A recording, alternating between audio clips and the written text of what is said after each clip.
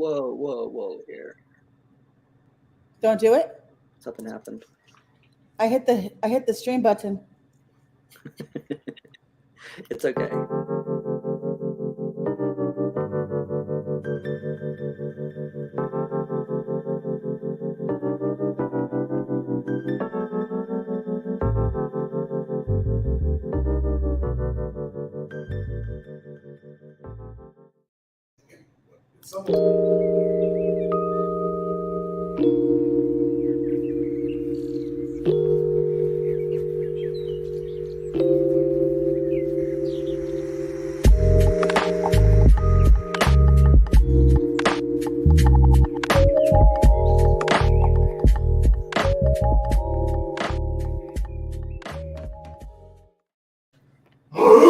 Hello, we are on now because we have a slight issue, but that's okay because it's live. And just hold on 1 second, and we're going to play the intro as we go along. So welcome to Cali Cocktail Hour, and we will be there in a second. So are you ready to go, YaYa?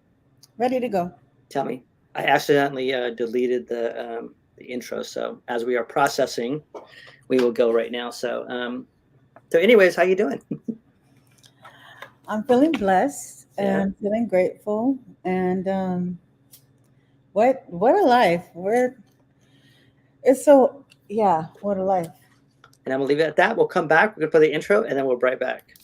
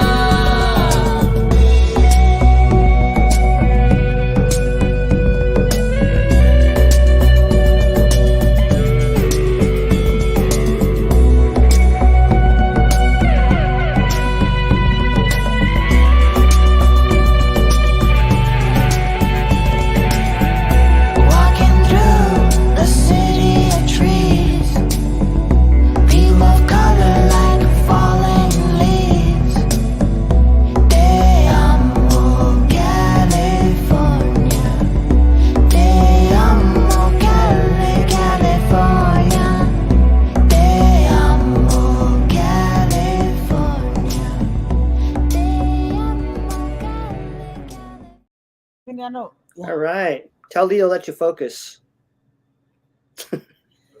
We've been training. Okay, well, how's it going? It's beautiful. How about you? How's Leo? What's Leo up to? What's he doing over there? I'm the hype man right now. Jumping jacks, push-ups, perfect. Pull-ups. He's like papi planta. Okay, perfect. Yeah. So how you doing, everybody? Welcome to Cali Cocktail Hour. We had a little bit of a little bit of issues, but we're back, and that's what we do. That's how life is, right? We roll live, and this is what happens. We like to thank you. We like to thank you, YaYa, for being here, and everybody else on Cali Cocktail Hour. We have the Maestro Padilla is our special guest tonight. So if you have any questions, please feel free to ask, and we're going to put this down for you so I remind you. Please feel free to ask any questions. We would love to hear from you because this is a community-based show, and please ask questions because I'll do them all. If not, YaYa will do them. So, right? So, yeah. Yeah. So how's your week, YaYa? How's it going?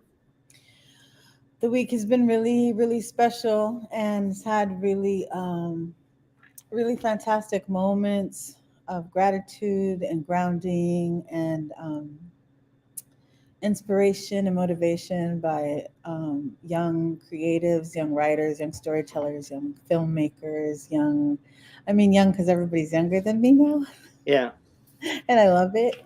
I love being led in that way, and love that they listen to things I have lived through, and they're open to grow with me. Yeah. Yeah. Well, I'm lucky. I'm glad to be alive. How's that? Shay, Well, realize with I mean, I say that because there's been so many people passing away in my life recently yes, that are younger than me yes. and or same age. So, now I think about like, well, I'm alive. That's a good thing.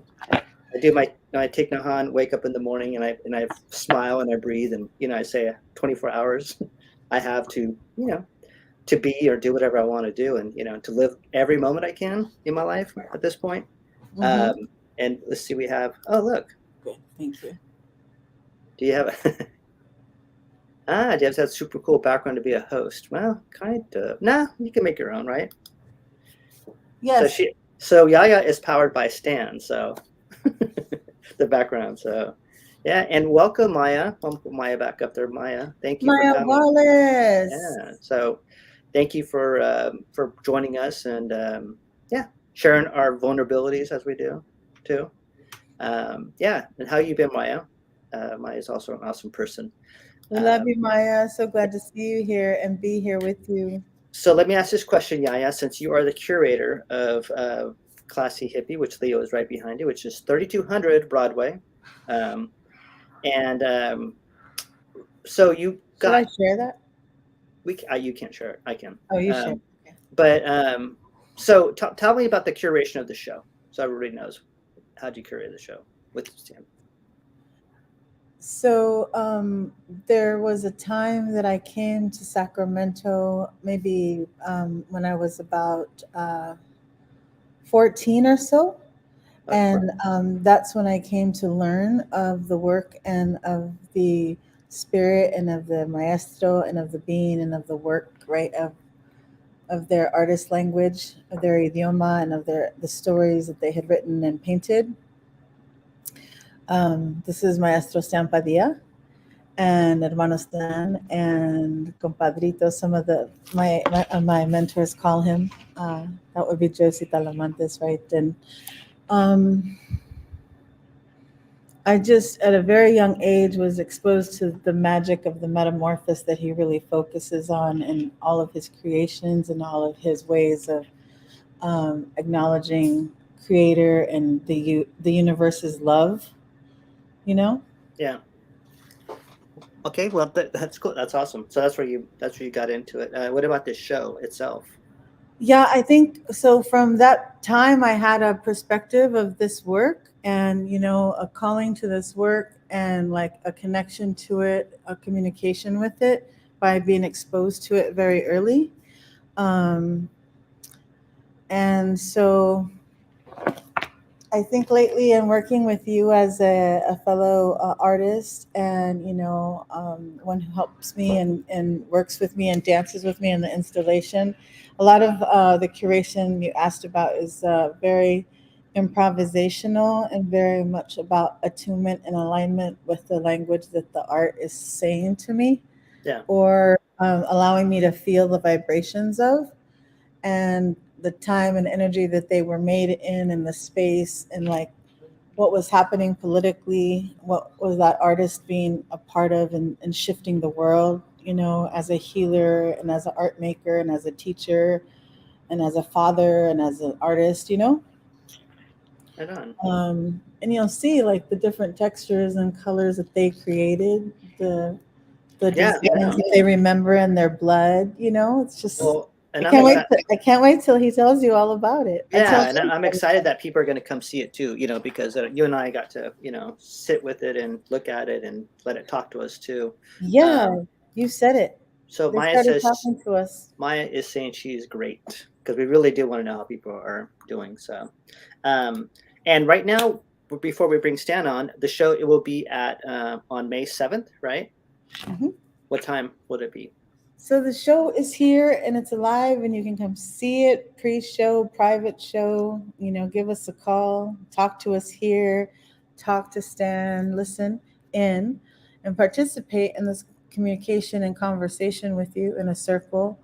But the actual opening with some tostadas and some ensalada de nopalito made by Mama Josie, and música by Mountain Lion, and it's spoken word by Stan. Like, it's going to be amazing on the 7th, and at 2 we will kick off the ceremony, and Yeah. together. Well, we have Vincent on here right now. Vincent, we will come back to your question in a second after we play. We bring Stan up here too. So yes. So we're not going to skip you. We got you. And Hola, Vincent. yeah, and hello. How's that? Bienvenido, Hola, hermano. yeah. So right now, before we come back to Stan, we're going to bring the music, right? Leo? Hey, Leo, you want to say hello? Primero, Leo, un saludo, ¿no? Well, yeah. Say hello, because they're going to go into the... Peace. What's up, Leo? What up, everybody? Sorry, one good. Hello, world. What's happening? Well, you ain't have to get up, but yeah, we're going to go into... Hola, Vincent. Yeah. What it do? He was there. Yeah, so we're going to come into a song right now. We're going to bring you guys back on. I know we heard you had a great trip too, long trip. So you look great for driving from Las Vegas. So, hey man, yeah. Love you, Ruben. It's all about the color. All right, so we'll be back. We're going to play this song, and we'll come back to Stan right now. So, you want to sit here? Yeah. And so we're going to give it a try. As you know, California Indians do not use a drum, they use a clapper stick. So let's give this a try. First, okay. I got to remember the song. Just join in after I start.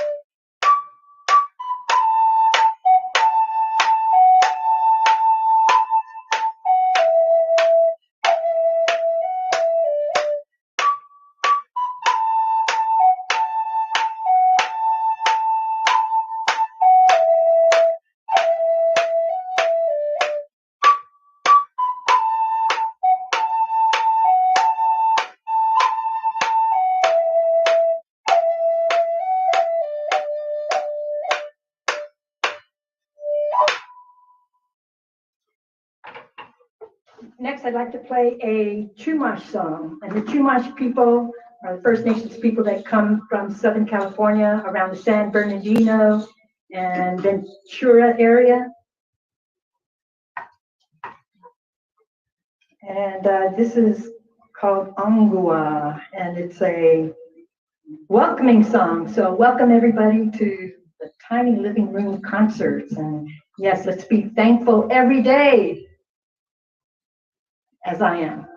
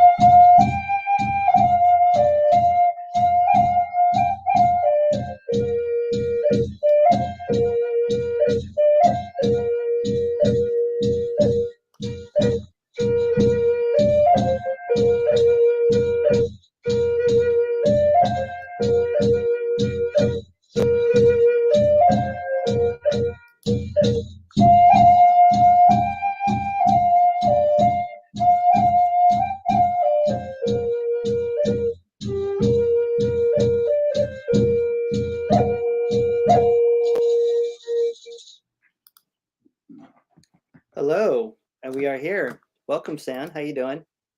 I'm great, thank you. Yeah. So we had YaYa dancing back there. You turn on your microphone, YaYa. It's like herding cats out there. I don't know what you and Leo are doing over there, but you need a focus tonight. That'd be great. I was trying to communicate through their phone because I can't communicate on my Well, computer back with the people's. I'm using his phone to communicate. how about the people's in front of us right now? I know, but that's what I'm talking about. I'm trying to talk to them. I'm trying to talk to Maya and Vincent and Stan. You can't. Yeah, that's what I'm saying. I have all the control, man. You know what I mean? Right, sir. So let me. Yeah. We say hi, Liv. Yeah. Hi, Vince. Hi, Drew. Bring him in. Yeah. So here we have Andrew. Maya. Here's here, right? And we have Christina Maria, and then we have Vincent and Maya, and of course Liv's here. So, and we have, of course, Stan. So welcome, Stan. How you doing? Thank you. Oh, we have one more person here, Ellen McCord. Yeah. Hola, Great to see you Ellen. all. Hi, Stan. Yeah. I'm here. We have lots of También people. Leo. Yeah, we have Leo back there too. So yes. So so how's it going? Real Yeah. good. It's been a long day, a long life, and a real good one. I just keep going. Yeah. Well, we're excited to see you, and we're excited to have you for the show. So that's a good thing. Yeah, you're moving around too much, man. You gotta stop. You gotta slow down. Sorry. Okay. So anyways, YaYa, you're the curator. You have any questions right now? So, Stan, maybe you can share how you recall working together and training, people of my generation and younger than me and above me, and just times that you really recollect upon as a maestro in action along with your estudiantes, with people who were studying with you and learning, about their work as students, their work as fathers, their work as activists, their work as spiritual people, and all the ways that you've mentored and touched, the many generations. Maybe you can speak to that time and your connection to the work that you were making of that time, because I know that these pieces span many, many years. The piece that you blessed me with as an ofrenda that I love so much, it reminded me of a time at the 15th and G, Casa Azul, the house of Benny Barrios, I believe. And so that's the first time I was allowed to experience something like the word curator. So maybe you can talk about any memories that you have. I talked about one last night with Tomas when we made masks with young people at Thomas Jefferson Elementary together, you, Armando, Wanishi, and I. And do you remember that time? Yes, I do. Do you want to talk about that time or any other time? Well, sure. Mentoring is something I was born to do. I grew into it. The Dalai Lama says that, always says, how do you become a wiser, older man? Well, first you have to be a young, stupid man. And so I spent a lot of years doing a lot of clumsy things, and I learned from each of those things. I gathered my strengths, I learned my lessons, I changed my life, and I made a commitment that if I could make something of my life, I come from a poorer, uneducated background with my family, and that if I could make something of myself, I wouldn't forget where I came from, and I would always be there for someone who had a question, someone who had a yearning to grow and to change. I have completely changed my life. I was not always mellow or patient. You know, it's taken me many decades to go through that process, through the fire, through the air, through the ignorance of it all, the hurt, the pains, and all of that. Mm. And what I learned through it all was that the title Maestro really comes about when one does no longer has emotional ups and downs, Mm. starts and restarting, but one Martin Luther King said it the best for me, and I'm going to paraphrase. He said, as leaders, cultural, spiritual, political leaders, we do not have the moral imperative to give up. We are sustainable, that we have to always be there as a role model. So we don't fluctuate. We stand still, we stand strong, we stand there as long as it takes till something changes. What is that change? A transformation from unknowingness to knowingness, from maybe hurt to healing of joy, but that something would happen. It's kind of like a midwife. A doula, yeah. That's right, a doula, teachers, someone that is there, that is present, that witnesses what is going on and records it. So I've been a teacher, you know, like a school teacher. My oldest students are now 65 years old. And my youngest ones now are 5 and 6. I'm still going. I still work. I'm a mentor for the United Auburn Indian Tribal School, one of the largest tribal schools in the West. Wow. And we're developing a sovereign education, a post-colonial, post-oppression curriculum. How do we come back from where we've been and still have goodness, gentleness, kindness, and love in our hearts? You know, that we weren't twisted, we weren't learned to hate. So I still do that. That's 3 days a week. I'll start tomorrow morning, you know.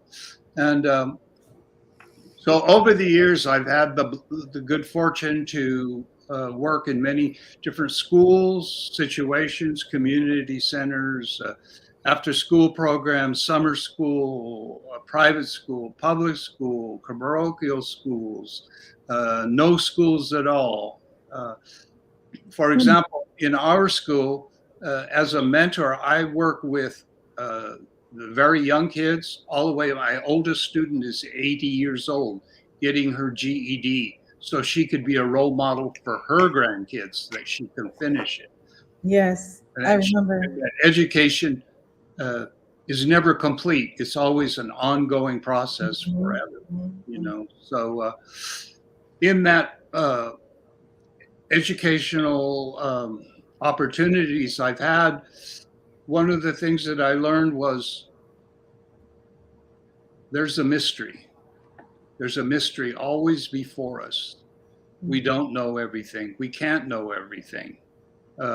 Western colonial and Western education always has the answers, fact-based information, and it doesn't allow us to really grow, to search, to wonder. And so getting back to mask making and so forth, I always wanted to enrich, make available things that were not available, you know, that would provoke a sense of timelessness, of wonder, of magic, of wisdom, of knowledge, of especially, well, I love, you know, when one is a teacher, I love everybody, all children, all colors, shapes, forms. It makes no difference to me. But I am an Indigenous educator. That is my background nationally and internationally. And so that's my area of expertise. But I love everybody, because anybody who has a heart and can smile has got the opportunity to learn. And so learning is so important. And well, maybe you have another question. I can, Well, we have Vince's question. I told him I would go back to the very beginning. Oh, But, yeah. Maya Thank wanted to say to all the most awesome folks together here. Hi, Stan. Yeah. Love And you. look who else we got here. It's Leo Hickman. I am here, Ruben. Yo, Yeah. Ru. Yeah, he is here. Yeah. So let's. So Maya, YaYa, you want to read the question when I pull it up? Sure, love. So, hermano Vincent Cobelt, compañero, what is Stan Padilla's roots in Sacramento, and when did he join the Royal Chicano Air Force? That's from brother Vincent Cobelt. My oldest ancestors have been in the valley for over 100 years. We're Yoeme. Yoeme, in English, you say Yaqui. The early Yaqui ancestors were brought to this area to work in the fields and to work in the mines. We were enlisted or indentured servants, esclavos. We Yeah. were slaves. And they were brought here because of the nature of our ability to work hard, to work in the mines. We had worked for the Spanish in the mines, so we came up here to work. And those were multinational corporations enlisted. It was like a Bracero program. They brought indigenous people up here to work. And so I've always been in this area. I'm from rural Placer County. I still live in rural Placer County. So Sacramento came to me. I didn't really come to Sacramento. Ashe. Yeah. I love it. Back in the day, to come to Sacramento, we didn't have cars, and we lived out on ranches, so we had to take buses, and it would take a full day to get to Sacramento. Wow. It would take 8 hours to get from rural Placer County to Sacramento, and then you would get let off at Plaza Park, which is now Cesar Chavez Park. Continental Trailways was there. So I watched Sacramento grow up. I've never really lived in the city. I've always been a commuter because of the nature of ranch work and always being there. And then I went away for a long time as a part of movement, and I was a part of the international brigades of change throughout the world, and for revolutionary causes, and I'll leave it at that. I have spent a lot of time in many different areas, different conflicts and areas. And then when I started having children, my wife at that time said, the kids need to come from somewhere. We're always on the go. We're always on the move. We're nomads. We've got to be one step ahead of those who are looking for us and so forth. We need somewhere to be. And we both looked at each other and we said, it's time to go back to Sacramento. That was about 70, 71. Yeah. I had already met the guys from the Royal Chicano Air Force out on the road in the movement. And then when I returned home, we just slowly started working together and complemented one another. So I didn't really join because we came from the valley. Most of the guys came from other places. They were acclimating to Sacramento. They're not indigenous or native to Sacramento. So they came to the university. And so we slowly began to show them the rivers, the rocks, and the way. I come from hunting and fishing and sustainable work and gardening and ranching and so forth, real practical skills. And so we began working in that way. And I had certain skills that I offered, and I certainly had a lot to learn and did, and still continue to this day. Mm-hmm. Well, we have another question from. Thank you read so that, much. YaYa? Yeah, thank you, Stan. Muchísimas gracias, Maria Cristina Mejia. Good to be here with you, beautiful. Maestro Padilla, can you tell us what your inspiration for the landmark, A Stone Poem? Yes. For those of you who don't know, the landmark A Stone Poem is my latest installation, public artwork. It's in the town of Auburn, which is my little town, and grocery store, bank, post office, ice cream. That's good. And the landmark was commissioned by the city, by the Placer Land Trust and the Placer Community Foundation as a part of an art park. There's a new park that's an older park, and it's being retransformed into the new way of thinking, that the new California. And so I was commissioned to do this work, and the work is a balancing stone mandala. It's I quarried over 4 years over 7,500 pounds of stone and balanced them. They're all balanced one on another, and many of these rocks never seen humans before, and we brought them out of the earth, and we balanced and composed them. And I composed them in the sense of the same strata. I'm a geologist, and the same strata as the foundation that this whole valley is based upon, starting with igneous basalt, rockland granite, and so forth, and then just layer upon layer. It's 13.5 feet tall until it's all quartz and light and crystals at the top. And the idea was a new landmark. I got the commission, and then 3 days later, the pandemic hit and the world shut down and the world changed. I mean, I don't know what to say. The supply chain, the budget got blown out. Yeah.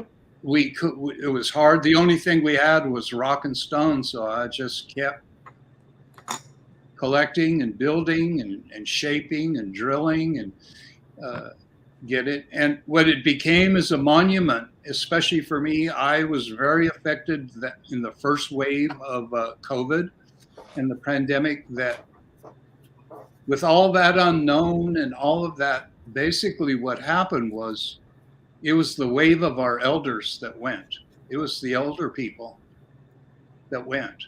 And most people don't even think of it that way. Yeah. Thousands and thousands of elders of practical wisdom experience, that we count on. We count on that wisdom, that folk wisdom and their experience and their life experience. So by what landmark could we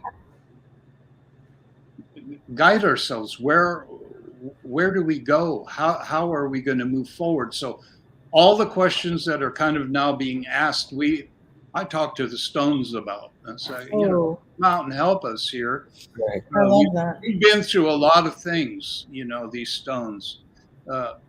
Memory, cosmic memory, ancestral memory flows through three things: blood, bone,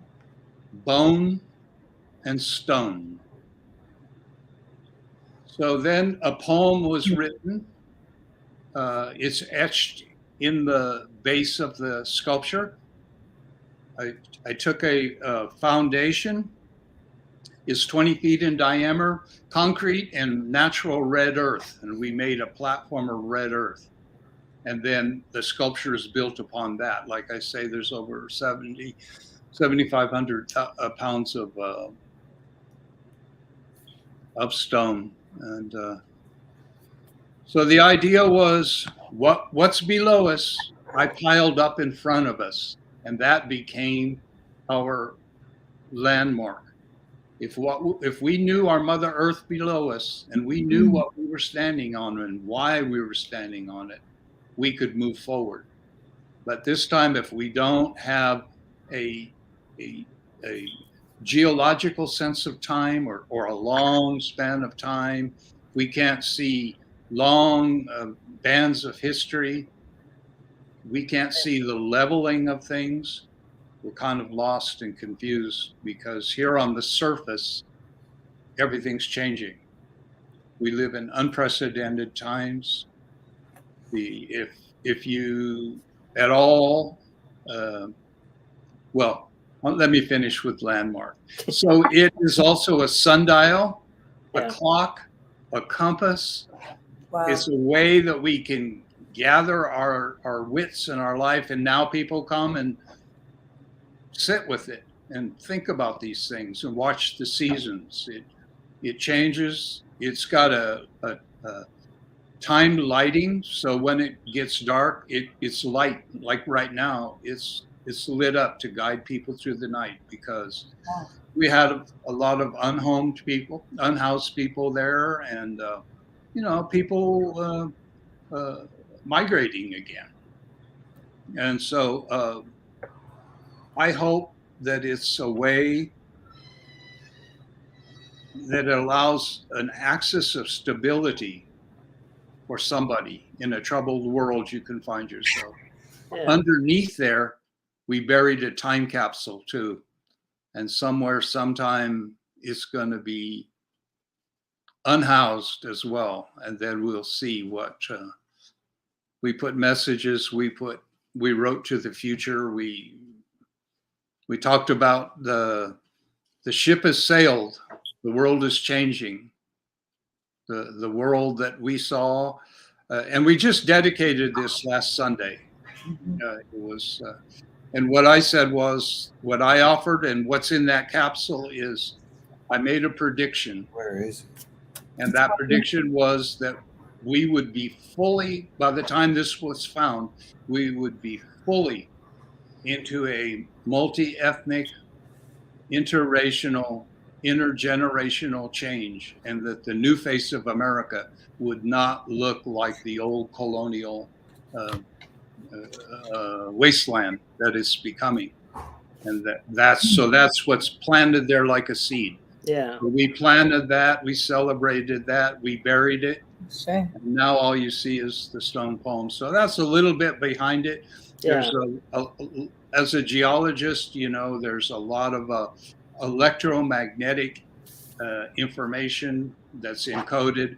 There are certain marks on it. It's directed towards the North Star. You can live your life by it. And, I have spent a lot of time around the world in all of temples, holy places, pyramids, caves, where things are recorded in time. So I wanted to put that out for us, because I felt like post-colonially and post-pandemic, we fundamentally are different.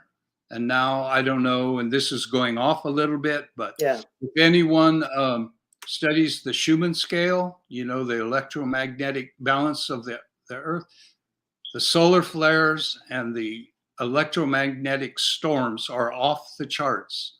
We are moving. This planet is no longer around. It's colloidal. It is moving and changing. People are wondering why they're feeling a little bit displaced, a little bit, where am I? What world do I live in? What? These planes don't work like they used to. Oh, this schedule doesn't work. What can I count on? I can't count on the weather. For me, everything I planned this year, it got rained out. For sure, I gave up. Yeah. Whatever it is now. So Stan, let me ask you a question on that too. Yeah. Two things, right? Yeah. You were at when Andrew had church, first poetry of church, right?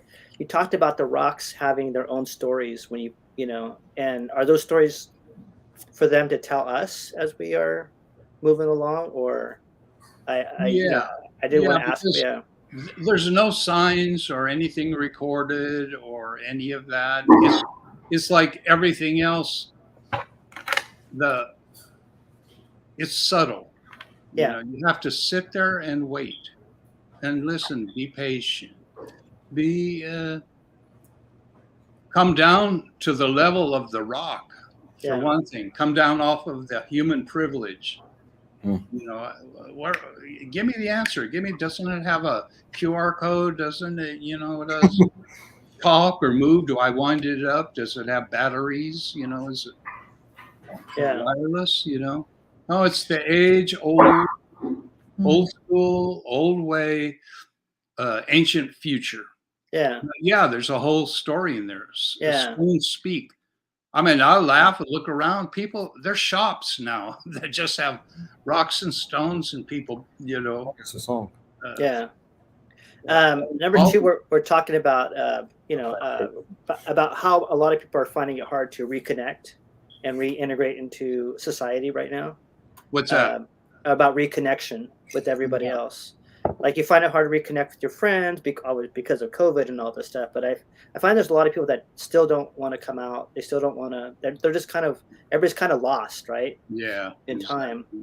So just wonder if that had to do with, with the tilting of the, of everything else that's going on now. Everything's changing. Yeah. Everything. So when one thing's changes, everything changes. Yeah. When the light's changing, when the electricity and the magnetism are changing, everything is changing internally.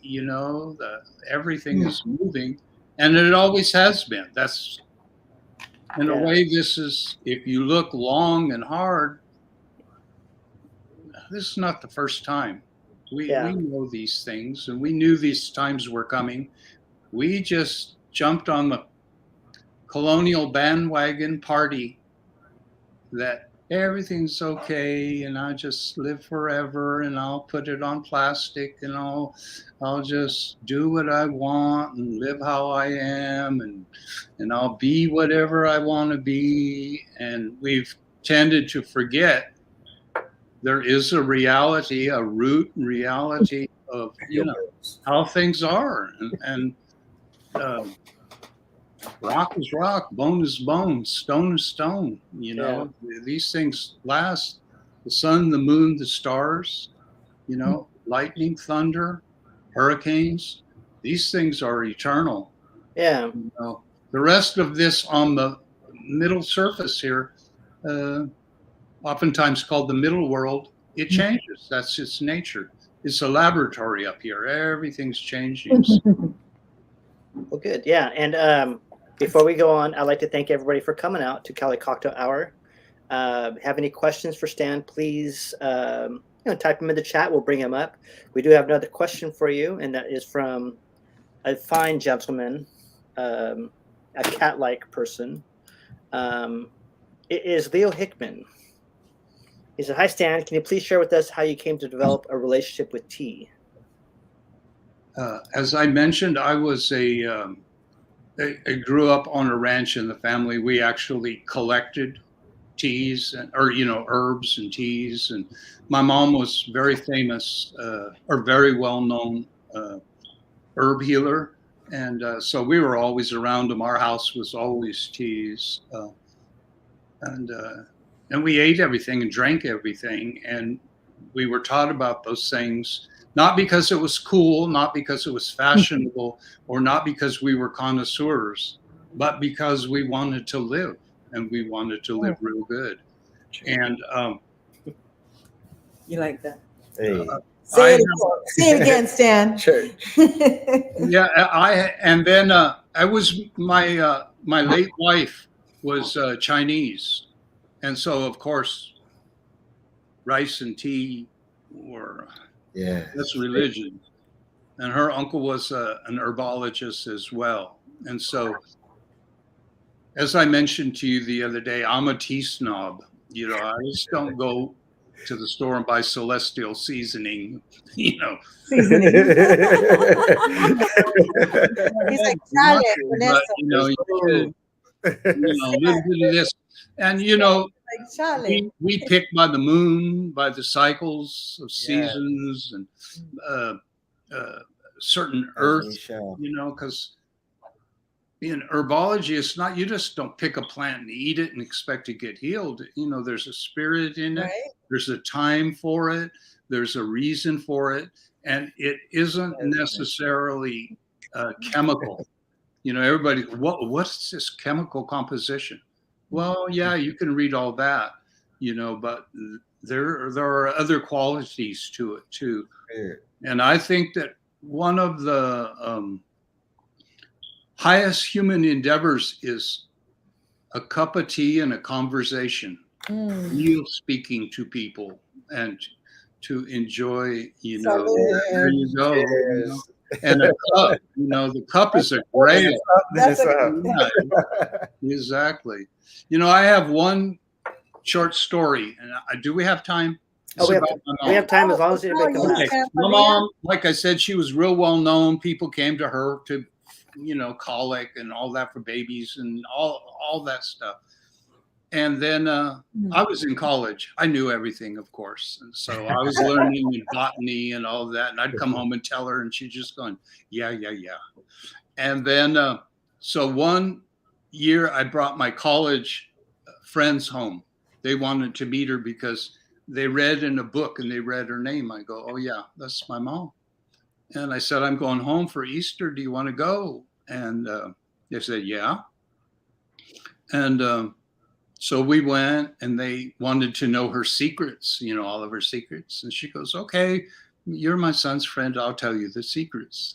And so they started saying, ma'am, do you know you could talk to plants and they respond to you? And she goes, yeah, I know. I heard about that. And things would really change, and potentize and all. She goes, oh, I know all of that. She goes, I talk to my plants. And they go, you do? Could you share your magic? She goes, well, now I'm going to say this like she would say it. She said, I say to my plants, grow, you son of a bitch, or I'm not going to water you. They were shocked, and then she busted out laughing. And she's just going, come on now, you just speak from your heart. There's those are words that are meaningful, that are connected to things, I love it. I can Yeah. still see my grandmother and my Come on, be real. great-grandmother. Yeah, yeah. Thank you, All right. Stan. Yeah. And we have another question in a second, but we want to get to your show that's coming up too. Okay. So I'm going to play, just give us a little 20-minute, we call it a ginger flushing of the palate. We'll be right back in 20 seconds.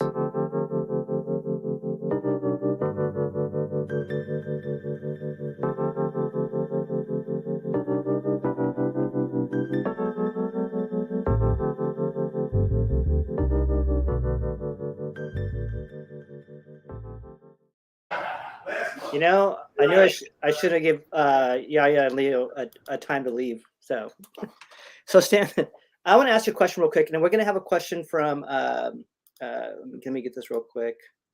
She did ask a question. Ella McCord, she's going to ask a question for you. But before we go into that, you did mention at church about Chang Su, right? Yes. And would you explain a little more about that saying too? Because I thought it was I thought it was a beautiful saying about the butterfly. Yeah, I can't remember. That's why I had it written down. But it's really talking about physical transformation, and the butterfly. Think of the butterfly from it's three beings in one. He's a caterpillar. Yeah. Then she's a chrysalis, and then he's a butterfly. Through that process. But when you study them, they actually are three separate beings as one. They're not one being, or like in Christianity, they talk about a soul. There's not one soul that goes from all of it. There's three separate beings. And the only relationship between them all is something called liminal platelets. They're little platelets in between the transformation from a caterpillar to a chrysalis, from a chrysalis to a butterfly. And we have those. They're called intravertebral discs. It's the jelly between our discs. When someone says they have a slip disc or something like that, the washer between the discs slips. And then you have bone on bone, and then you're hurt. Well, that's what transforms in that being. So physical transformation. I'm a folk practitioner. That's my worldview. Yeah. And so in that worldview, the nawal, the unconscious, the unknown, the dream is more considered the reality, and that this world is considered a dream. Well, It's yeah. almost, yeah, because here you can make things happen, but you have to have developed certain things within your mind, in your understanding, in your wisdom, or else, like most people in this world, this middle world, they're just running around, you know. Yeah. There's no point. They're just running around, and now running around real fast. Yeah. And, Well, you know, and I was writing out trying to, you know, of the quote itself, but fortunately we have Andre Defy to beat me to it. So will you read it? Yeah. I'm going to pull it up. It's a long one. I'm going to read it. So once upon a time, ¿Cómo se dice? Shangzi. Yeah. Shangzi. Sorry. Once upon a time, I, Shangzi, dreamt I was a butterfly fluttering hither and Thither. You want to read it, Stan? Yeah, but to all intents and purposes, Yeah. I was a butterfly. I was only conscious of my happiness as a butterfly, unaware that I was actually Changsu. It's another way to say it. Soon I awakened, and there I was, veritably myself again. And now I do not know whether I was a man dreaming I was a butterfly, or whether I am now a butterfly dreaming I am a man. Between a man and a butterfly, there is necessarily a distinction. That transition is called the transformation of physical things. That translation was by an Englishman, you know, thee and thou and all of that. Yeah. No, doesn't work. But I appreciate it. Yeah. Can I? Yeah. So I heard a version of this before. Yes. Believe it or not, I heard it from Tupac. Yeah. And Tupac said, reality is wrong. Dreams are real. That's it. Yeah. See, in this world, that's how we know it. I think we work real hard, and if we're real nice and real good, we get to go to dream heaven. Or we work real hard here, and at night we have a dream. Right. And Jungian and Freudian dream interpretation is the Western worldview, but it's limited. That's a daydream or a pizza dream, or there's reasons. In the folk tradition in Nahualismo, we actually work in our dreams. We go to and then we come here this is a laboratory in the daytime. Nice, but you said that at the top. Yeah. Yeah, you know, and so we say the Nawal alter ego is called by Jungian kind of terminology, the unconscious in that worldview. But that's where actually all of our potential lies, is in all of our knowledge and wisdom is in the unknown, in the unconscious. Yeah. That's what a seeker is. One goes into their deepest fears, their highest moments. A spiritual seeker is one who, you know, abstains in this world, possibly fasting, or discipleship. We're here to discipline ourselves to get ready, and when we go to sleep or we pass over in a big sleep, then we're able to live in that world. And in the star world, we gather knowledge. You know, everything is there. It's the infinite. Where here it's the finite, and we're always trying to find the infinite in the finite. That's why everything's Yeah. new, and nothing's new. We've seen all this before. You know, it just gets a different. Now it's got a more glittery surface, and it's got, you know, it's got bells and whistles, and you know. Yeah. Well, let me ask this question too. So Yeah. the reason why I asked that question too is because Yeah. last Thank you night, for reading Oh, that. Sam. and last night I had a dream, right? Yeah. Mhm. And I cried. I only cried, I bawled in my dream. Mm-hmm. I mean, I cried so hard that I thought I was shaking the bed, right? And I woke up and asked my girlfriend, Melissa, I said, hey, was I shaking? You know, but I was crying and I was, I don't know, releasing a lot of things, I think, that I can't. And, you know, we talk about my friends passing away that I just, Yeah. I'm almost numb at this point, right? To it. I mean, it's almost like, well, here it is. And it's a transition of life. But so, you know, what I guess what I'm asking too is like when we do dream about things like that too, and we do cross over to different realities and different pathways too. And we talk about, you know, am I the butterfly or am I the person, right? So, and that kind of just went through my head when I heard when I went back to Chengsu because of what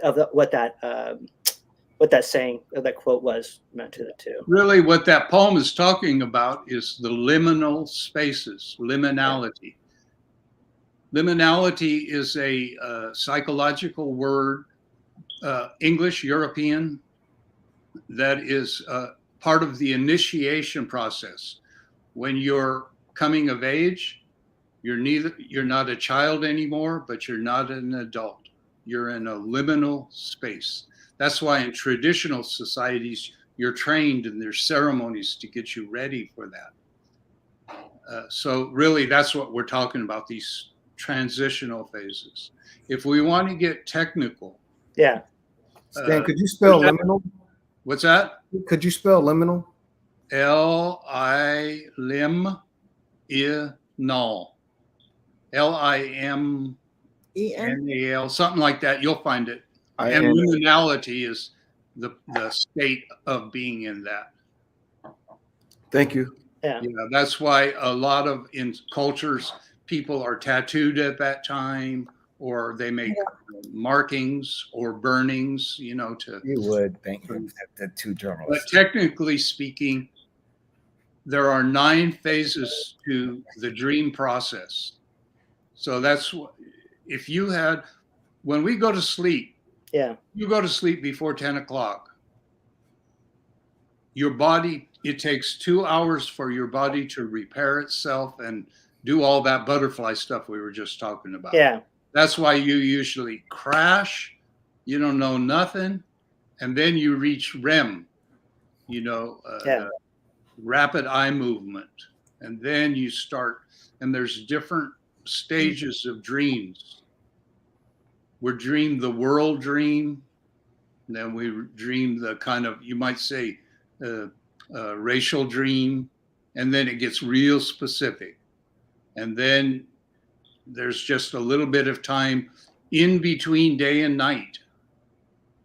You know, it's usually called the morning dream, when boom.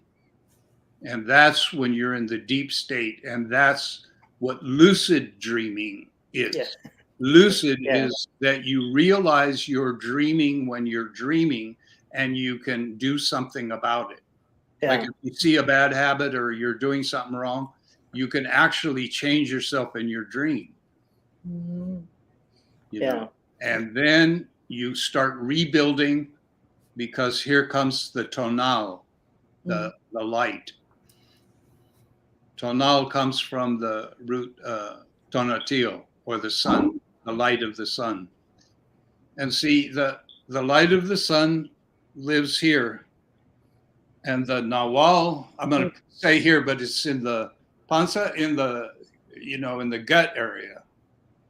And they go around like a clock. At sunrise, at noon, right? It's bright light. And then it starts to, nawal starts to take hold, and tonatio goes to sleep. Do you ever see this Mexican folk art of the sun and the moon? Mm-hmm. Yeah. We're very famous. That's what that is. It's the liminal state between dark and light. And, you know, Well, So, speaking of art, yeah, you got to go to your art show, which is I love talking about it because we can go on all day about dreams because Yeah. I love that's where I get most of my knowledge from is from dreaming. Yeah. So, and so I go we're deep dreamers. in different We're worlds. dreamers. And we'll talk about like lucid dreaming and all that. So I love it.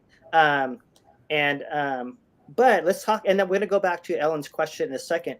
But I do want to bring up the show coming up, so people can know and come by at Classy Hippie Tea, 3200 Broadway, and also it is going to be from 2 to 5 on Sunday, May 7th. And we want you to come out and it is up there right now. So technically you can go see it right now too, which is the preview of the show. And we will go back to Ellen's, but I do want to bring up at least right now one of the kind of areas that you have some artwork. So if you can maybe explain a little bit about it, that would be nice. It's going to go over us right now. So here's the pieces right now. So everybody, thank you for coming. We love you. And Liv, let me bring up theirs because they're pretty freaking funny. Liv I heard that journalist crack. Yeah, because we had three people already. On it. People, yeah, see on it about the.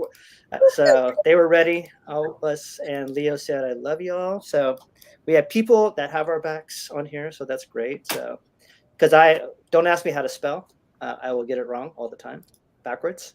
But so here we go with the artwork. Thank you for coming, and if you are here just to hear that you're loved, you can feel the love coming from us. We love you. And yeah, and I know there's people out there lurking, which is good. We like it because I know people don't like to type in. We see you and we feel you. So and come to the art show because there's a lot of cosmic energy there too. So, 3200 Broadway. Yeah. Okay, ready, Stan? Here it goes. There you go. Shazam! Yeah. So this is kind of in a liminal state.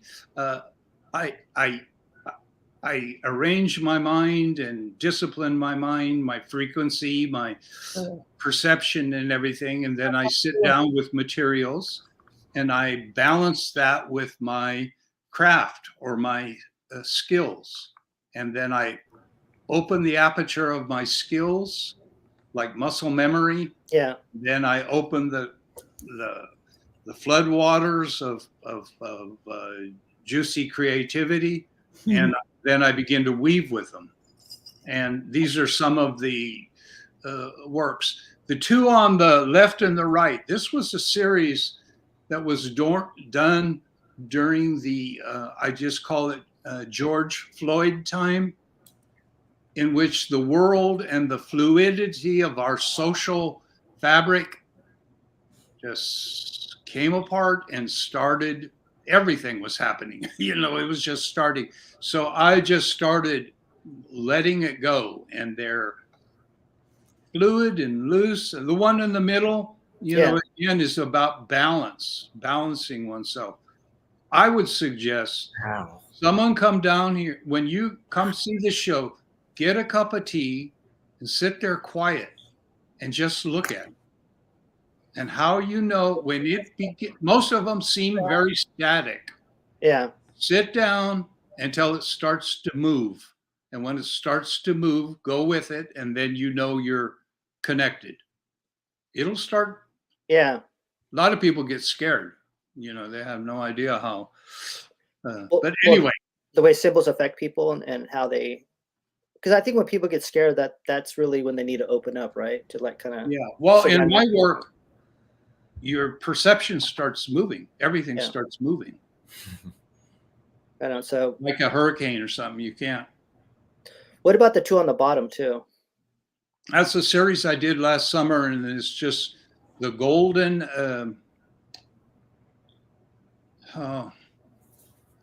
universal symbols or the universal understandings. Oftentimes in different cultures called different things.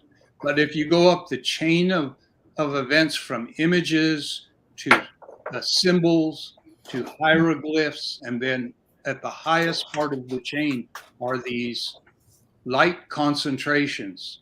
Some people say, I've heard it called light codes, spirit language. It's like when some people speak in tongues. Yeah. others understand it. Well, some people, artists can write that writing on the upper left hand is like that. It just starts flowing out. And it's beginning to sing, or it's the literature of the composition of light, photons and Yeah. so forth. Because you're up in the high chain of gamma rays this gets complicated. Yeah. Yeah. These are We like brain yeah. waves. All of these paintings and stuff have brain waves and frequencies and sounds that go with them. You know. So I'm thinking that Leo needs to come up with some teas to be drinking to that right there too for each one. Yeah, different teas for different paintings.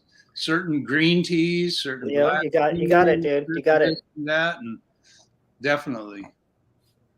So Leo's gonna make some teas for you guys out there to drink. Yeah. So All this artwork is that done in those kind of liminal spaces. These are all small work. I work big.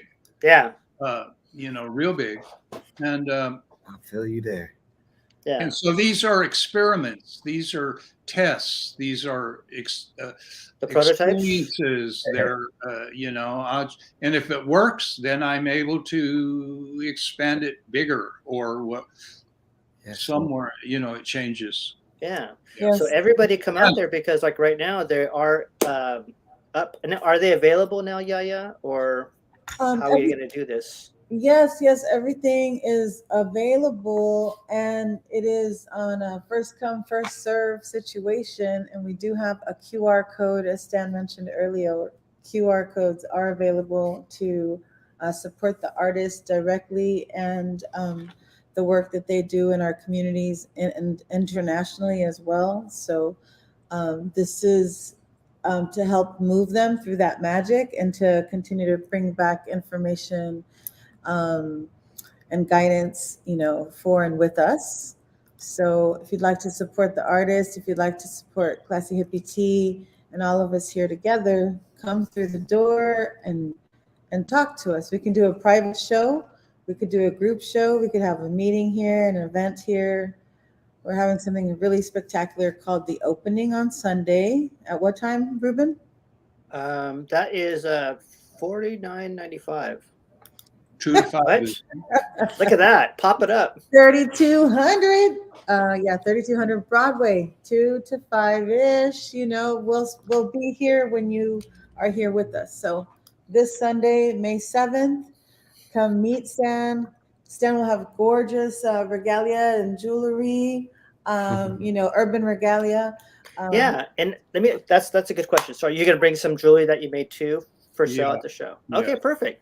It all goes together. Yeah, okay. You know, it all goes together. One thing leads to the next. Yeah.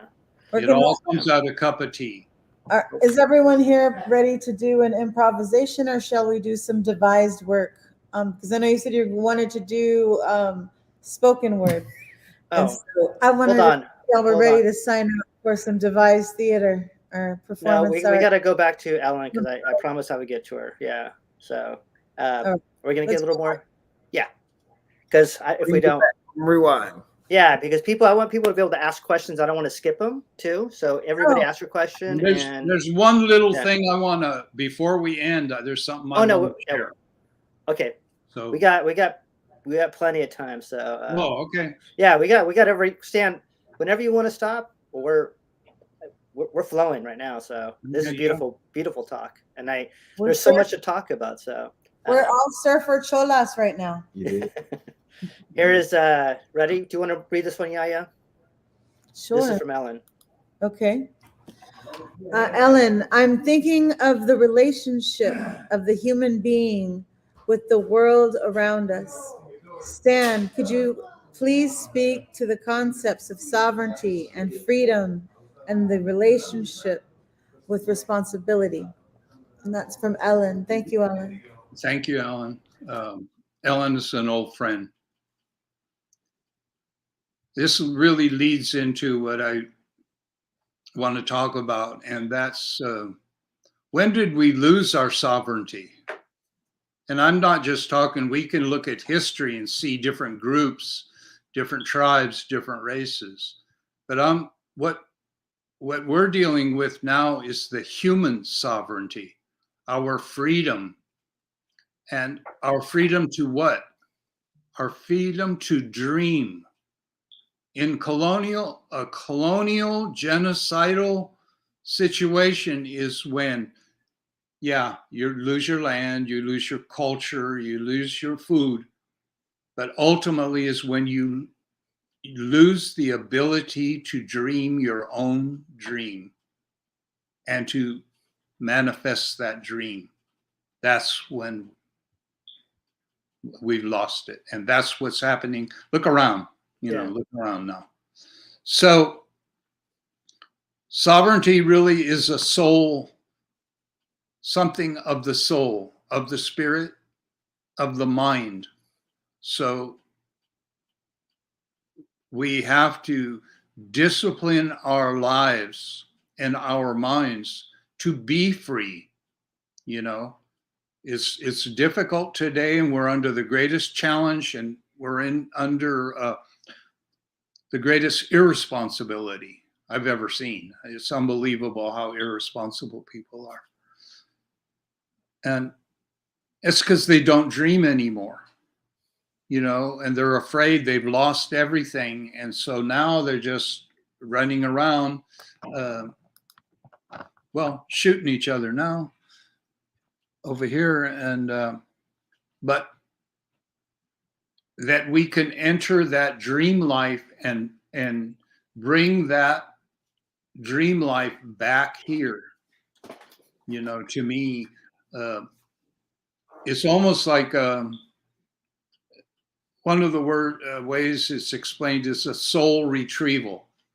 Each time we're traumatized, each time we're out of balance, we lose a little part of ourselves. When we're out of ourselves, we get high, we get crazy, we get emotional.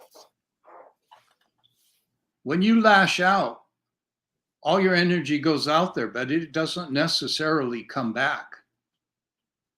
We have to go retrieve those things and bring back and rebuild what is a human. What are human qualities? And that's what I'm working on now. And there's two that I'm working on. Presence. What does it mean to be present? Not scattered, not task stacking, not paying attention, splitting your attention. Fully present. That's important. Yeah. That's a human quality. Other realms, rocks, plants, animals, they can't necessarily do that. The humans can do that. We have a full ability to use our mind to channel our consciousness, a higher sense of being, a higher sense of working in the world. Responsibility at its root means to respond. Learning how to appropriately respond to every situation. That's connection. That goes back to childhood of bonding. What does it mean to bond? That you got the human quality. You got the love. Yeah. You got the patience. You got the care. You got the word. Someone spoke to you. Someone listened to you. All of those things. These other experiences we're having are a challenge, and they're a test of that. And slowly, if you look around, at least here in the West, in the States, we're losing those qualities. One of my favorites is good morning, and to smile at people on the street, wherever they are. I'm shocked. Yeah. I'm driving down the road, and I smile and wave at people, and they're going, "Well, what does he want?" You know what? Yeah. But when you're in other countries and other cultures, I mean, that's just essential. I see you. Good morning. I recognize you. You're here. Thank you. Because you're here, I'm here. and I could Yeah. be cool because you're there. Tú eres mi otro yo. You are the other me. We complement each other. Yeah. The other quality I'm working on is placement. Where do you place yourself? Where do we place ourselves? You can find it in art. Yeah. All of these things I'm talking about are part of the in the early European philosophy of aesthetics, the body of aesthetics. Now people just, oh, it's pretty. Oh, there's line, shape, form, and all that art stuff. No, but there's philosophies behind that. Philosophia, Yeah. the study of wisdom. Beauty is wisdom personified. Philosophy, wisdom articulated in thoughts, the architecture of thoughts. So placement. I love ikebana, Yeah. Japanese placement of flowers, flower arranging. You just put things just how they're to be, Think of it, where do we place our lives? Where do we allow ourselves to be? Sometimes I'll just be in a situation I'm going, and I just get out of there because it's like, this feels like a bunch of cattle in here. Or these people are acting like squirrels, not even the quality of a squirrel or something, And so it's like, where do we place ourselves? And that means intention. I intend to do this, and I put myself in this place so I can fulfill my dream. My upper ego, Yeah. my nawal, my intuition, my instinct guides me. And then I place myself where I'm meant to be. I don't place myself in the middle of thorns and then I go, I'm a victim. Exactly. And so a lot of my geometry in the paintings are like that. They're past, present, futures, philos, Sophia, wisdom, knowledge. And so on that point of placement and wisdom and bigger pieces that you've done, I want to bring up the picture of the one that's in Golden One. Oh yeah. Too, because we think about sports and we think about who needs to see this, but I mean like so many people get to see that piece now, right? That's bigger than a galleries and all that. That's another story, but where this is at, people maybe subconsciously seeing this, right, and vibrating to a different being as seeing this going through, not even thinking about looking at it, but it affecting them in any way too. I'm going to bring it up because I don't know that much the story of it too. Okay. What do you call it? I bring it out that way, but I don't. So I would love to know a little bit more about it. And everybody else out there, welcome to Cali Cocktail Hour. Please ask questions. This show is about you and us and everybody. So I want to bring this one up too. And this is Stan Padilla, Maestro Stan Padilla. So we'll bring it up right now. Ready? Okay. Can you tell us a little bit about this piece? Yeah. This I worked with my compadres Esteban Villa and Juanishi Orozco. This was Esteban's last mural. It's 3 stories tall and it's called Flight. And it's this idea with the RCAF, we've always been wanting to lift it all up. Come on, let's get it going. Let's lift it up. Well, we got to do that at this time. And so each of us gave our level. Esteban is the lower level, and that's kind of the terrestrial flight pilots, navigators, influencers, activators, philosophers. Yeah, all in geometry. Then the middle one is myself, and it's a relief mural, 277 individual pieces, all cut, painted, and then all fused together. And it's metamorphic to the next sun. Where are we flying to? We're moving to the next era. We're moving to the next historical epic, which was when we work with the architects and all the influencers around the arena. That's this is the original idea, that at the heart of Sacramento, at the heart of the sacrament, was we're going somewhere. Yeah. This is the most integrated city in America. Let's show it. And the top one is Juanishis, and it's a common theme throughout Latin America, and one of his themes of man merging into the cosmos, transforming all of this into the next stage. Another where he's coming out of the dream into what the potential of what could be. It's calculated that 2.5 million people see it a year. Yeah. On the eastern entrance. Yeah. So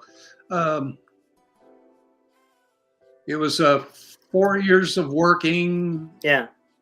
18 weeks of actual working in the middle of winter, and we executed it, and then so put in place. The placement again. The placement, right? They're 1,500 pounds. They're 1 story tall, each separate, all put into place, exactly in place. They're not connected. Yeah. They're all put in place from lifts from the ceiling and scissor lifts, all precision down to a 1/4 inch. So let me ask you a question about that. This will be a silly question, but as an artist too, like you have all this, this meaning behind it too, and everything, and but I was wondering, like, I don't see you use that many words in your artwork, right? To kind of point people. It's always really about really letting people figure it out themselves, right? Yeah. And connect and vibrate, because everything has its own So when you were doing this piece, did you have any kind of what was the intention of it too? Like, did you think people were going to because it's in a sports arena? That's another one too. Well, that's a whole nother question. But we talk a lot. We had a Friday meetings every week, and then we each have a crew, and it's not just us. There's a big crew. There's draftsmen, people that took care of the finances, all our budget, and all of that. People that cooked our food. Secretaries. So it takes a whole village, right? Yeah. We didn't just do it. Well, our job was to dream the dream and make sure that it got done, that it manifested real. That was like a world dream. Yeah. These paintings behind you, I do these. Yeah. In a sense.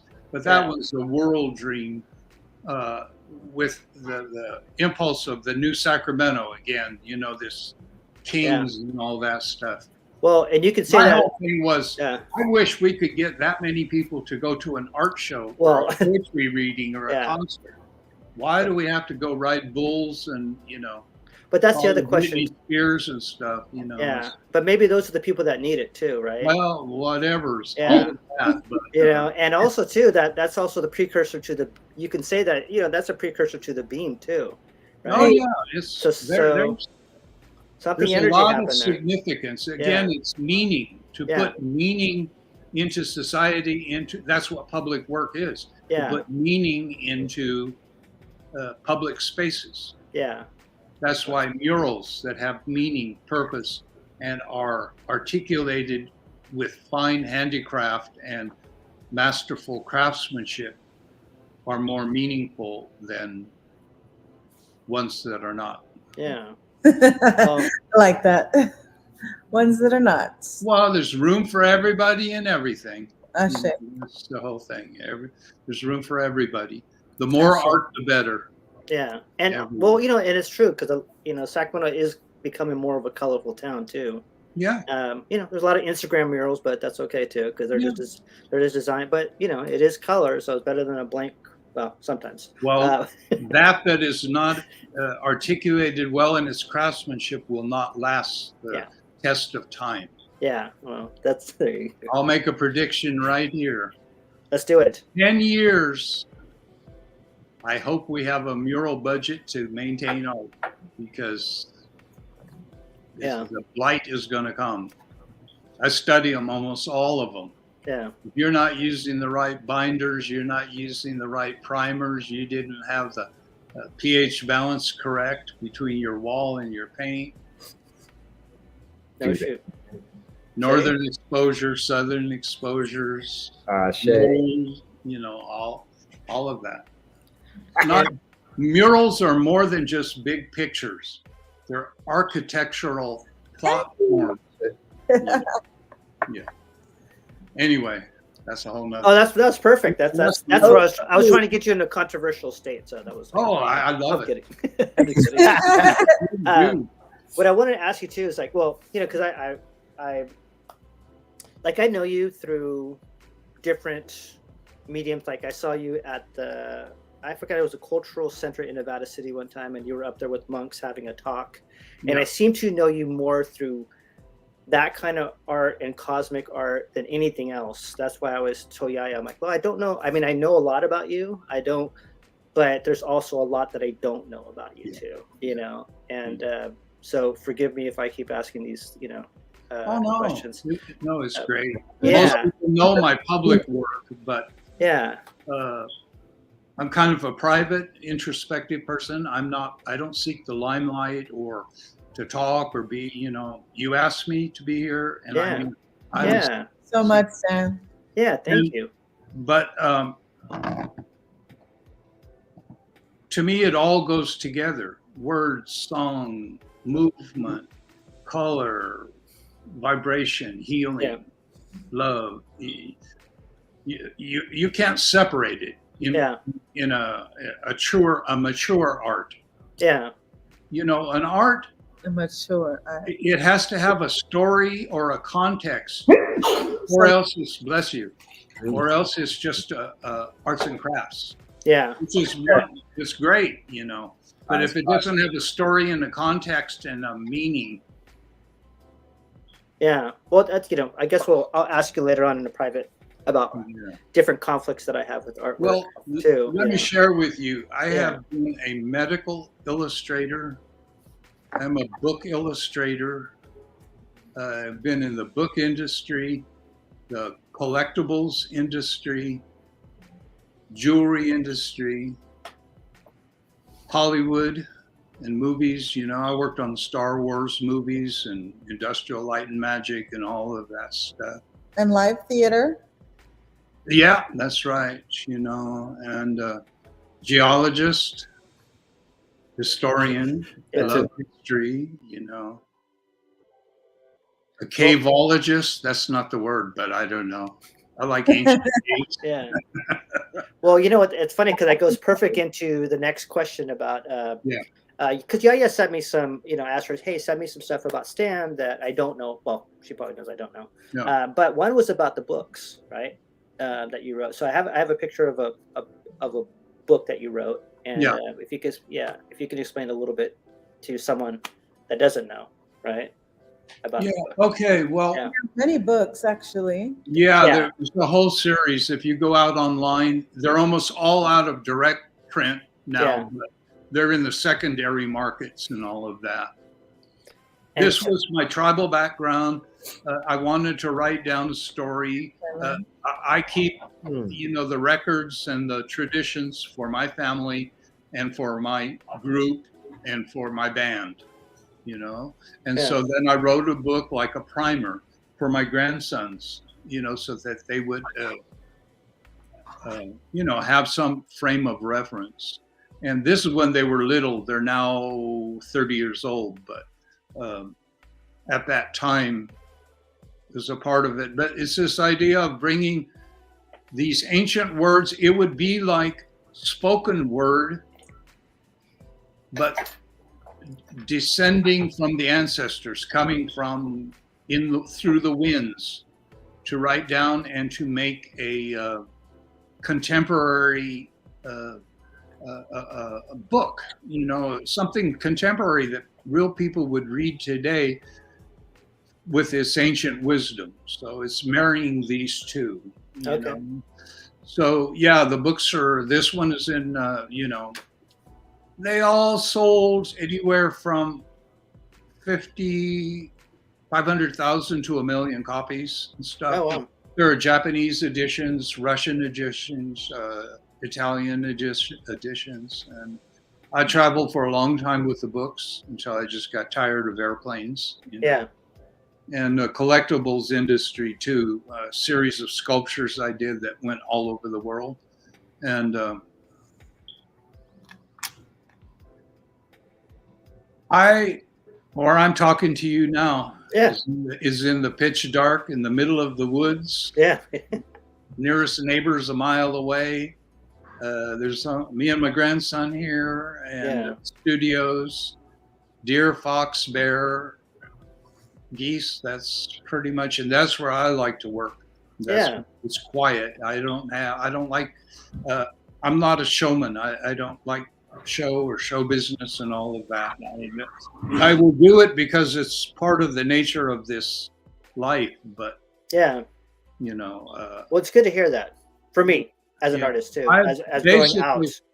I grew up in a working class family. I am a working class artist. I don't have any I don't have all that vanguard ahead of my times.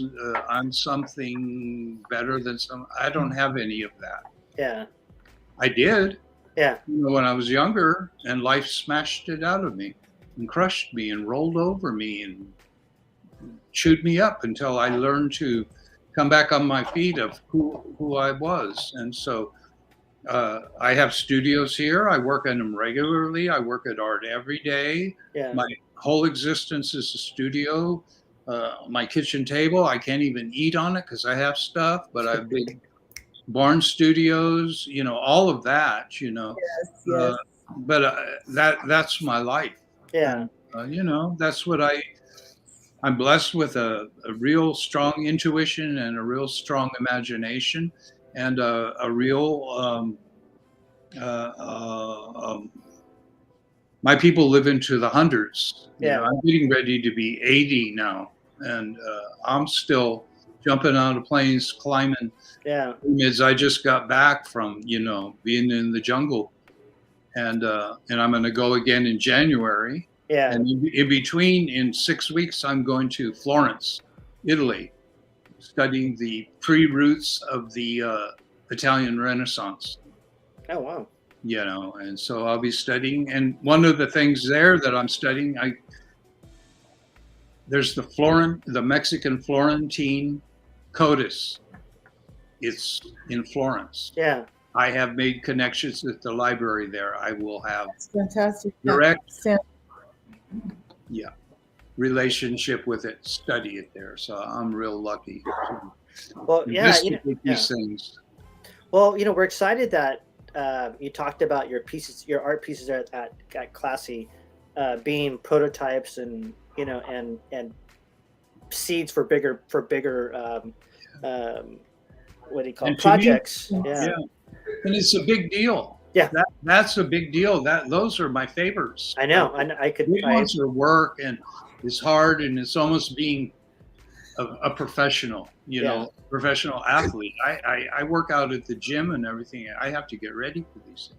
But these I can just do, or I get impulses and do them. And plus, I'm a tea person, a coffee house person. I grew up, I was in the early years, I came of age in the beatnik era, those guys. I hung out with, Gregory Corso and Jack Kerouac and those guys. I was a teenager, but there they were. My role models, James Dean, those kind of.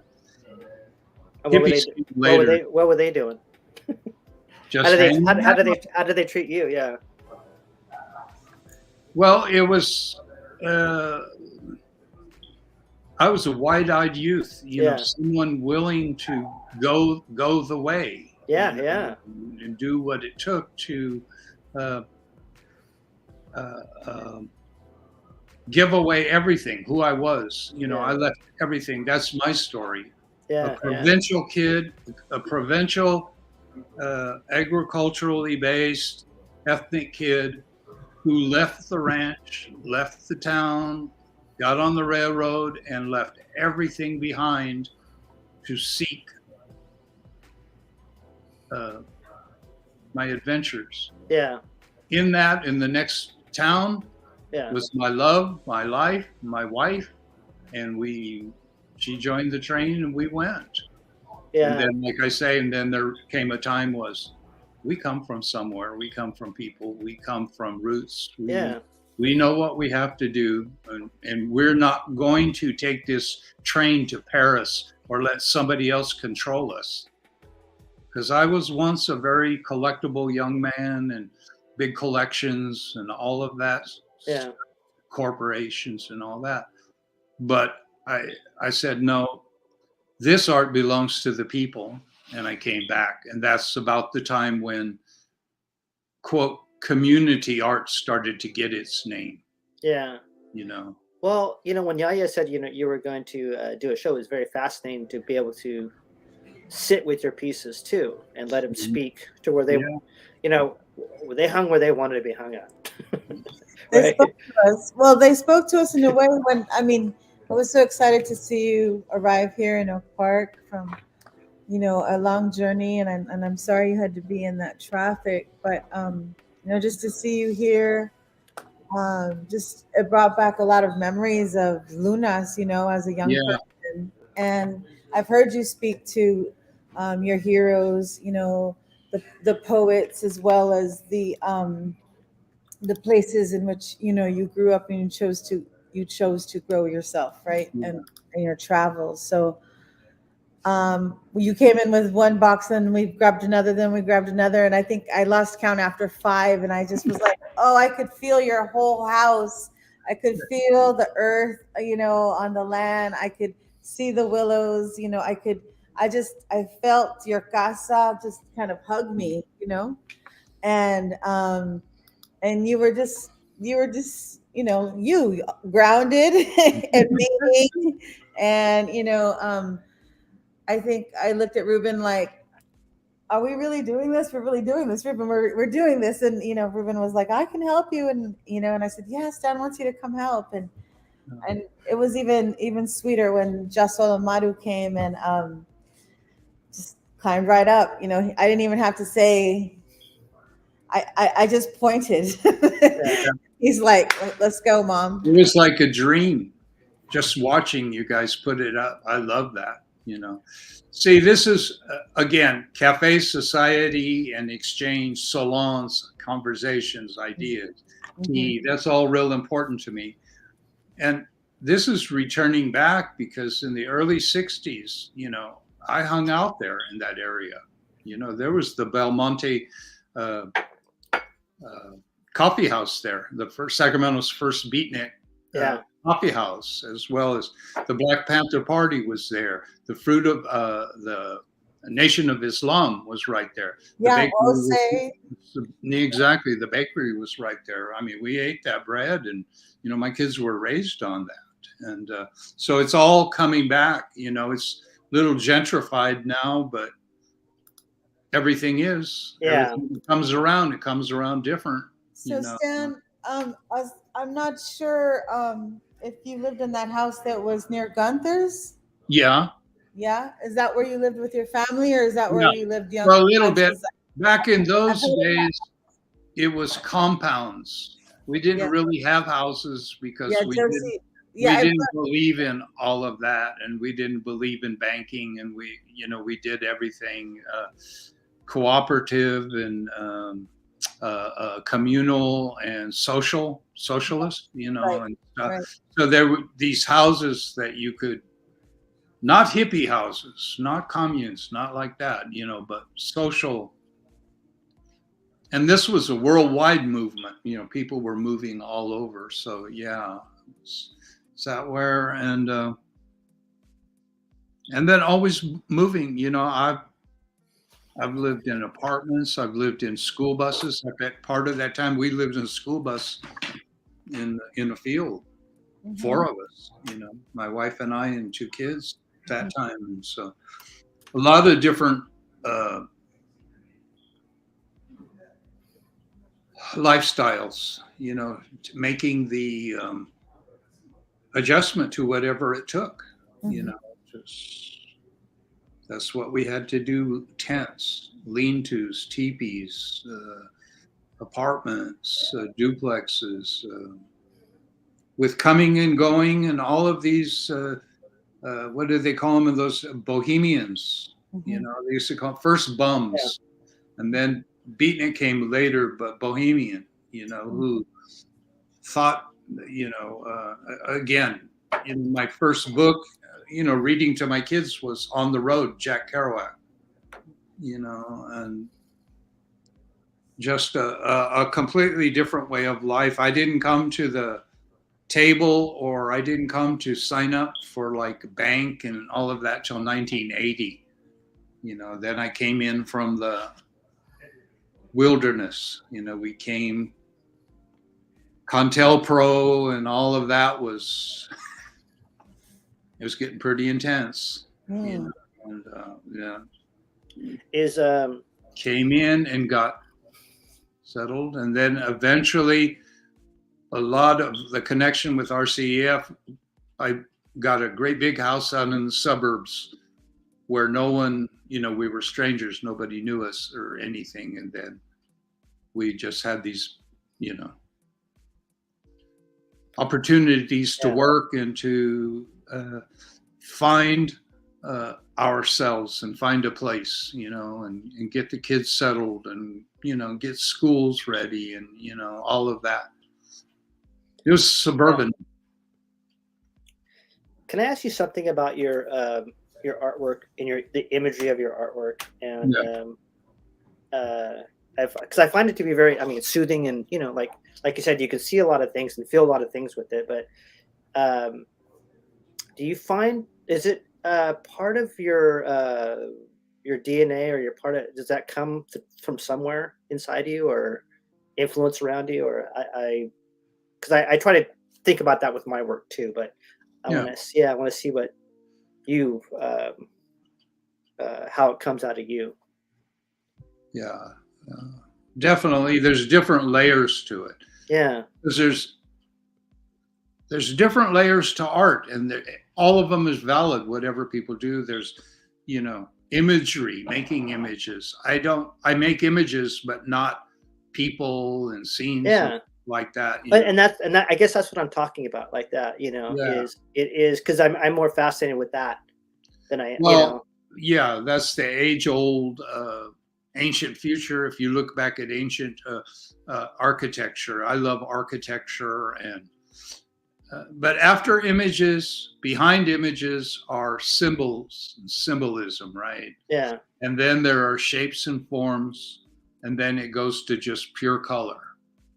I try to weave in and out of all of those, and as an illustrator and stuff, I can draw and paint. I can make things look like things and stuff. I know, that's what I mean. That's why I need money. I do it. But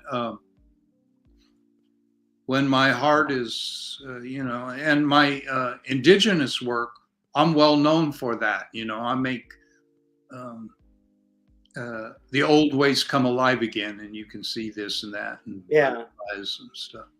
But that's not my real love. My real love and is what you're talking about, Pat. Genetic memory. There's not even words for it, but it's like surfing the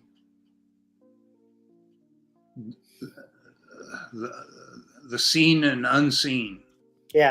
Because to me, drawing can draw things, cameras can capture things better than we can. So why would I want to paint that way?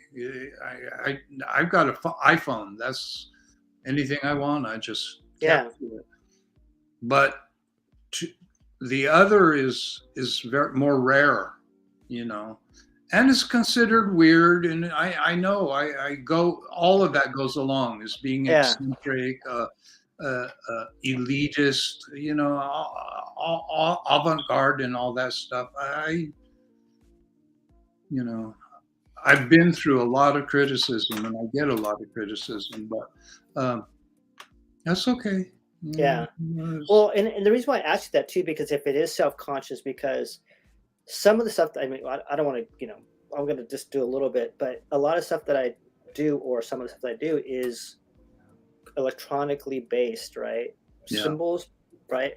But when I do them, they're really random, but when I see what I like, it's because it's calling me, Mhm. right? And that's what I'm trying to see, like if there is a correlation too with something that's subconscious within you too, is that if it's calling you, even if it's made by a different kind of medium too. Yeah. So like we talk about vibrations and stuff like, and colors and stuff like that too. That's Well, why I love your stuff. That's getting back to dreams. Yeah. 'Cause then you're moving into a different realm.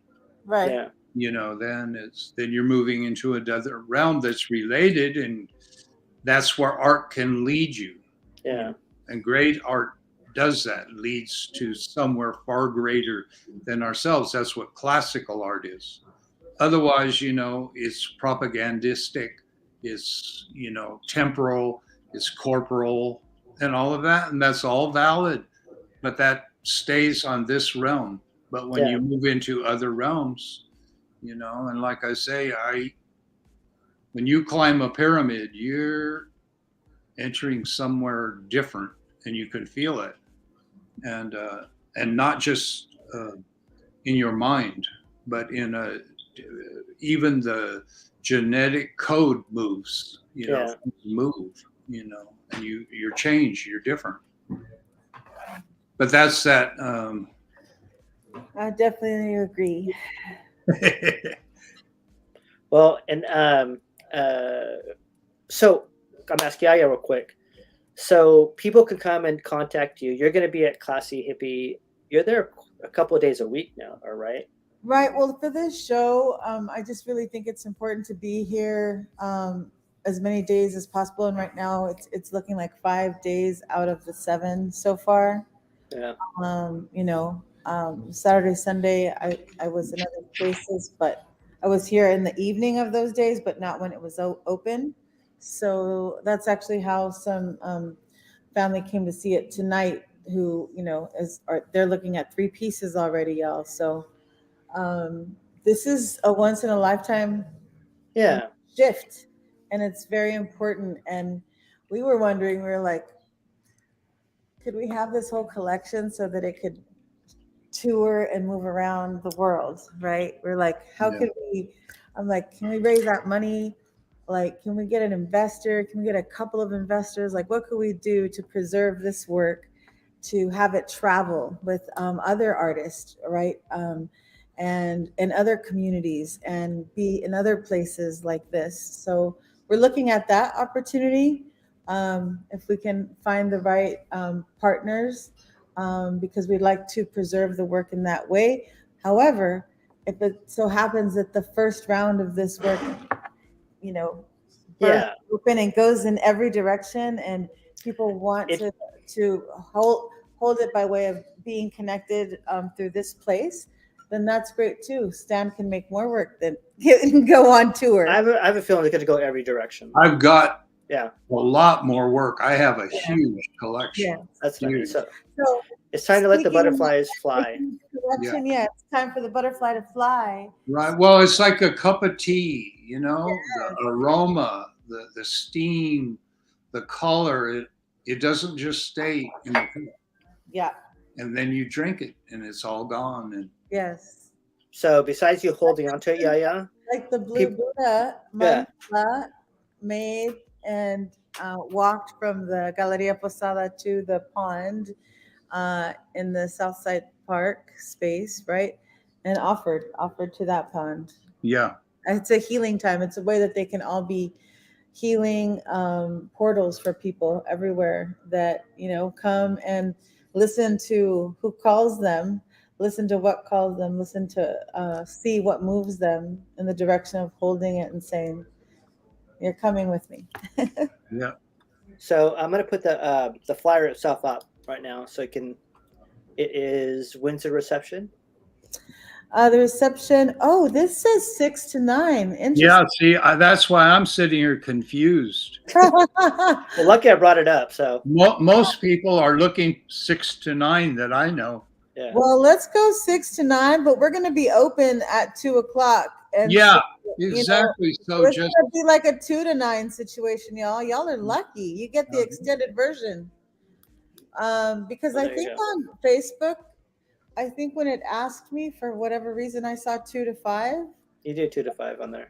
That's why Yeah. I you just saw that. So, The but flag says that, but we're going to be open at 2. So it's a 2 to 9, everybody wins situation. yeah, Here. exactly. Yeah. If you get here and you claim a piece that calls you, and we have that, that sage down ceremony of, okay, we're going to put you together. We got red stickers, but yeah. really, So okay. Yeah. So besides holding the thing together, people want to come in because this is people want to come in. They want to buy it. They can do it before the show, too. Right? That is correct. yeah, they can come by it before the show, and we'll put a red sticker if they choose. If not, we can leave it without, but it won't get sold again. Yeah. And of course, after the show that day or during the show that day, do you want them to fly away, Stan? Yeah. Yeah. So what's going to Very happen, good. you all? You've heard it. You're hearing it first right here. The butterfly is going to fly, and when it makes a space, another ancestor in regalia will return. That's what we call the butterflies. They're the papaloa. It's our ancestors returning in new regalia. We're going to dress this temple up again with different pieces that also come from the hand, heart, and mind and spirit of Stan Padilla. And it's going to grow another set of wings. Yeah. Okay. So, and in that question, I have a question right here. I'll be there early. When could Christina be there early? Tomorrow, right? Are you going to be there tomorrow? I'll see you tomorrow by 9:00 in the morning. I'm here 9 to 5. Come by. You can make an appointment after 5 or maybe catch me, but I'll definitely be here 9 to 5. And all I want to say is I'm going to invite Jim Seaman from Tower Cafe because he was excited that you're having a show. And so he usually buys stuff a lot. So you better get there before then. Yeah. Oh, Great. Yeah. Yeah, there's several collectors coming. Yeah, that's what I mean. So I can't wait for Jim to come in because I used to work for Jim when I was, maybe like 21 years old at Tower Cafe, where you were the big boss there, Mr. Rubin. I mean, Cuervo Suave, right? Yeah, Right. great. Cuervo Suave. And so, what was I going to say about folks? Yeah, we can do an after hour situation. Just let me know a little bit in advance. But 9:00 we'll be here. And for a very limited time, maybe till the end of the week, we have tamales, chicken and pork tamales. And no, I'm sorry, my mom didn't make these, but she will be making the tostadas for Stan's reception. So, Yeah. But if you come to get some art, I'll offer you a tamal because in order to support the indigenous justice movement, an organization led by Morningstar Gali, I bought about $80 worth of tamales. So come by and have one when you get your art. It's an ofrenda back to you from Stan and myself and Ruben and Leo here. I'll be there tomorrow to get some tamales. So, All right. yeah. And Christina said, Domingo, gracias. I would probably get there a little bit before that, but that's just me because I know it's going to happen. But yeah, it'd be great. Great to see everybody. Yeah. So, Stan, thank you for coming on. And Thank you. yeah. Anything extra? Anything else you want to say? No, I So think good and full. enough for tonight. And Are there any wolves out there? Good. Wait. All right, Gracias. YaYa. Thank Any you. last word from YaYa? Any All last right. words from me? Just gratitude, Stan. Gratitude to you, Cuervo Suave. Anybody else? Say, yeah. all the way around to everybody who came through and everybody who listens later. And it will maybe be back at Classy Hippity on Is it this Sunday? Sunday, Yeah. 2 to 9. See? 2 to 9. All right. Perfect. Thank you, everybody. Bye. Yeah. All right. Peace and blessings, compassion all the way. YaYa, stay on. And we'd like to say everybody to good night to everybody. Let me play the outro and just hang on there a second. Buenas noches. Yeah.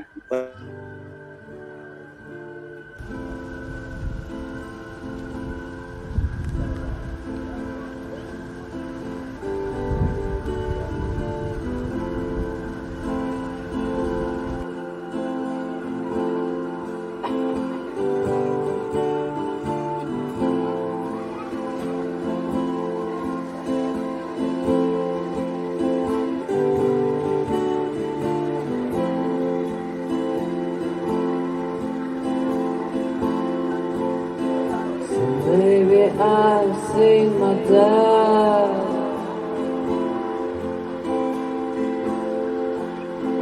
and I'm alive to kill the time.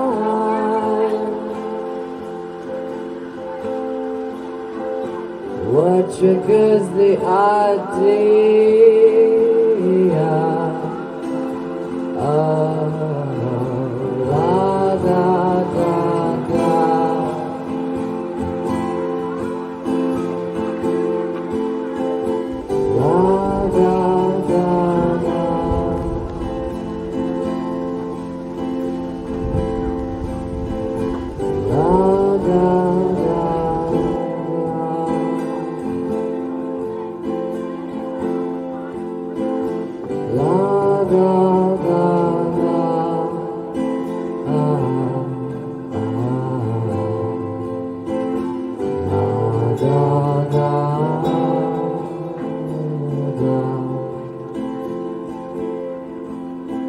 Well, I've lived this before.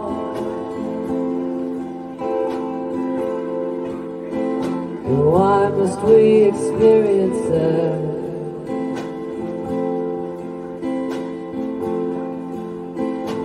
My curiosity kills.